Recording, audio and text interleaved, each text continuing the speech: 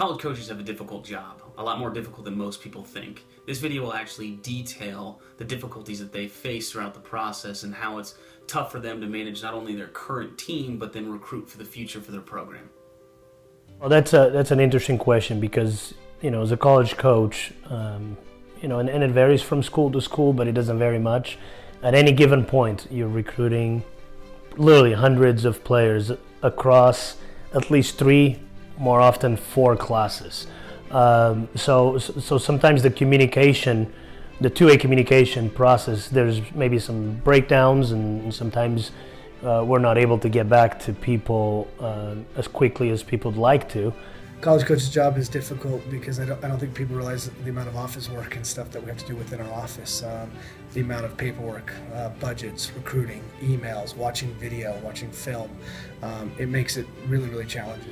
Well, I mean, you wake up in the morning just like every other human being, and you go through your emails, and you look at the prospective athletes that want to come and be part of your university. So you're always thinking in the moment, and you always got to think 2 or 3 years ahead, both academically, both physically on the field, and how to always improve your team in the classroom and on the field. So you're always thinking the day of, what you got to take of the day-to-day task, and then you always have a surprise here and there, and then you have to worry about recruiting. So it takes a lot of time. You got to do a lot of juggling.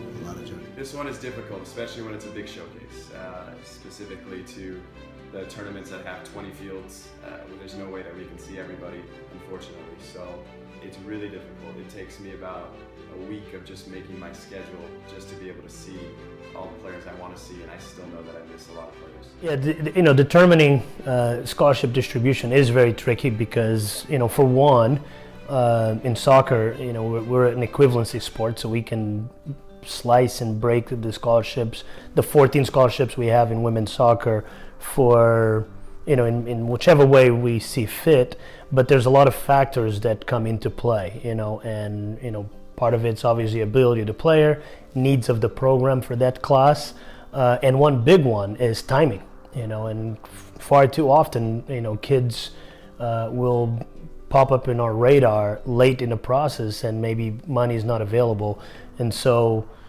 what's available may be minimal, but it's definitely not a reflection on our value on the player.